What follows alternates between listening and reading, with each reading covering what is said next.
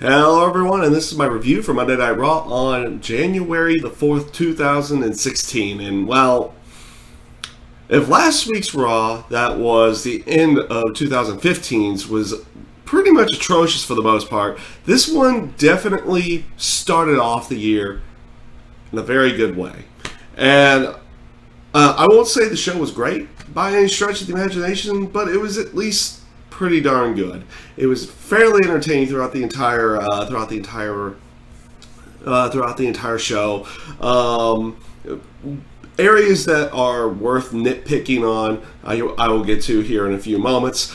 But otherwise, a relatively good show for Monday Night Raw this week. The match with Adrian, Neville, and Kevin Owens a lot longer and a lot better than the week before. But the week before was more of telling a story of Kevin Owens kind of going off the deep end and everything. And doing that again this week, but also getting stopped by Dean Ambrose, and Dean Ambrose reversing the roles from last week and putting Kevin Owens through the table here. The match with Neville and Kevin Owens was a really good match. I liked how they played off of the injuries from the week before with Neville in there, and also not making him look relatively weak in the match itself to go along with it. So they did a relatively good job there. I liked what they did, and it came off came off really well throughout the entire thing.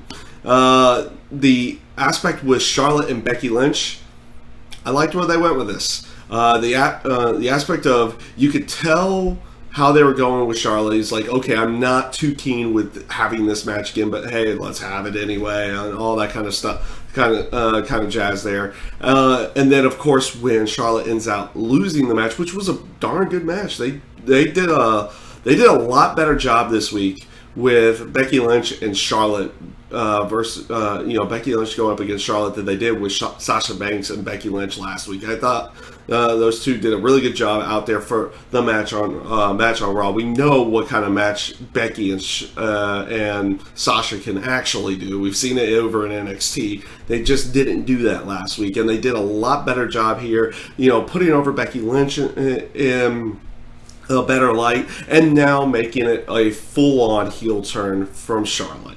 Relatively good way of going about it. Just do the attack after Becky Lynch wins the match, and this is how you're going to start go on with the full-on Charlotte heel turn. They had already technically done it in most ways with her cheating to win and everything like that, but this is kind of, I'm betraying my friend now. This is the heel turn. So, relatively good job on that side as well. The opening segment with Vince McMahon, not with Vince. Vince wasn't even in the opening segment. He was there later, but not in the opening segment. Was Stephanie McMahon and Roman Reigns. I thought was a pretty good way of starting off the show as well. Roman basically saying it's like, okay, Vince isn't going to be out here now, and basically warned Stephanie, if anybody tries to screw him over out of the WWE title tonight, that you'll be picking up Vince inside of the hospital instead of in the police department this week. So, really good way of starting off the show. Better, they're allowing Roman to be more, I won't say be edgy, overly edgy with his promos, but they're allowing him to have a little bit more of an edge versus him going out there and trying to crack a bunch of wise guy jokes and everything like that. So this definitely, it feels like it works more towards Roman Reigns' character than the old way where they were trying to make him like, oh, he's this badass, but he's just going to start cracking a whole bunch of jokes and everything like that. The two backstage segments with Vince and Sheamus and Roman and Vince as well, I thought were just good ways of adding towards everything, and pretty much just telling the story you figured you were going to get out of this match, which was Vince favoring Sheamus throughout the entire thing, and I'll get more into that a little bit later on. The New Day segment. The New Day segment I thought was a pretty good segment as a whole. Overall, I thought it was a good segment, and this is where I kind of nitpick a little bit here. It doesn't seem to fit having Jericho show up here.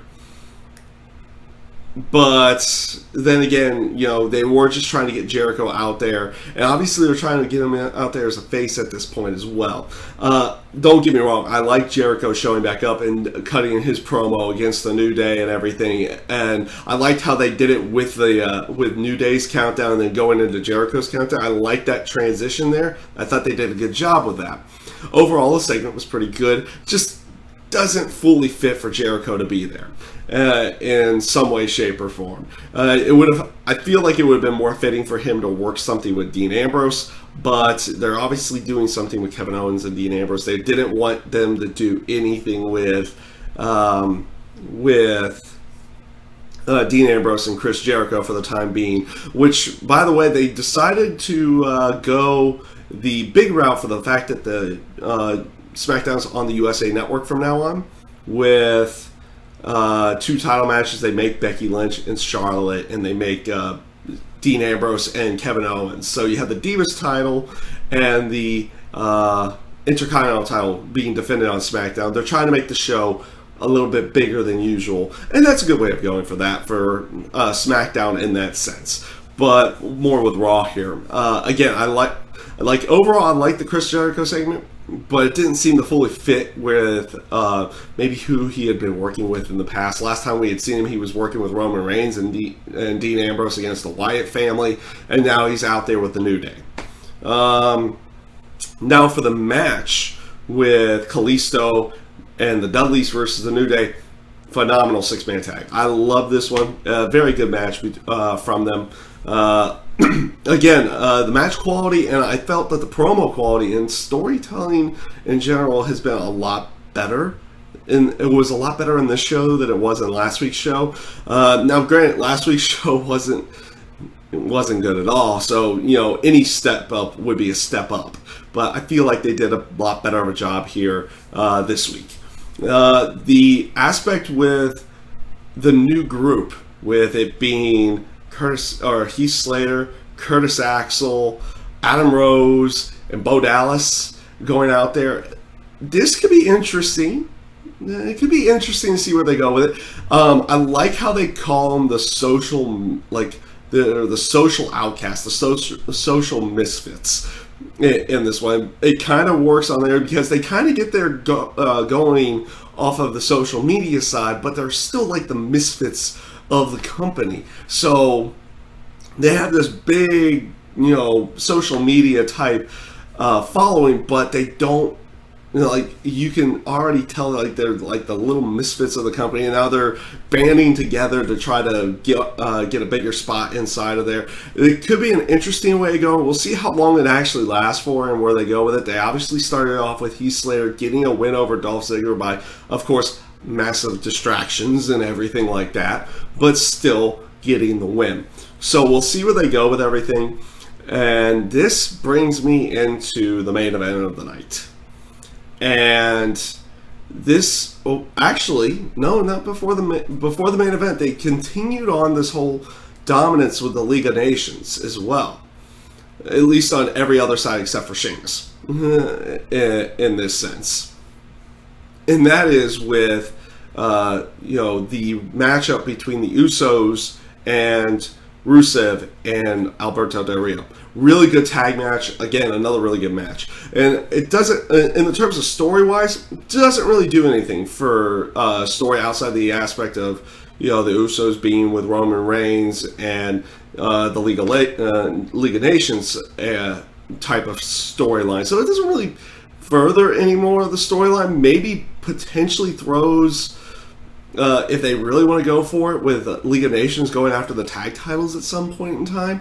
I mean, we could see where they're going with it, but the match that they had with the Usos, with Del Rio and Rusev, I thought was a really good match, fun to watch, and maybe they're going to do something where League of Nations is going to try to throw themselves going at the tag titles at some point. We'll see where they go with it, but in the terms of storyline, didn't do much, just a fun match to watch for the night. Now, this actually brings me into the main event. Roman Reigns versus Sheamus, title, Vince, and Vince is the referee. Your typical, it was a typical type of match that you would have expected. Vince favoring Sheamus throughout the entire thing. And this is an area where predictability is a good thing. And I liked where they went with everything in this sense. And the match itself was actually fairly entertaining. Of course, you got the interactions with Vince and in every sense, but also like how fast was he going to count for Sheamus? How slow was he going to count for Roman? You got those kind of little story tidbits thrown in there. You got that throughout the entire match. And eventually, how long was it going to be before Roman Reigns goes after Vince McMahon, which it eventually does go towards the end of the match, which the end of the match, the chaos that they put in there was actually good chaos, because you didn't really have a lot of interference in the terms of other wrestlers. It was more referees. So Vince is down, and after Vince is down, and for whatever reason, well, I think they kind of botched it a little because Vince was kind of still back up, but they were still calling for a different referee, and they brought out Scott Armstrong, and I love the reaction Michael Cole always gives for when Scott Armstrong comes out. He doesn't come out that often anymore, as well as a referee, but he's always known as that crooked referee. Someone who's always been in the authorities' pocket the entire time. And I like how they keep playing that up each time he comes out. Makes it feel like it's like, oh, it's somebody else to try to screw someone else over. I like where they go with it. And I like how it ends up backfiring on them again in the end here. So it came off really, really well. Having the other the normal referee come out to make the final count was a good way of going. I like how Vince knocked out that guy afterwards. And maybe they could play something off of that for next week. I don't know if they're going to go with it.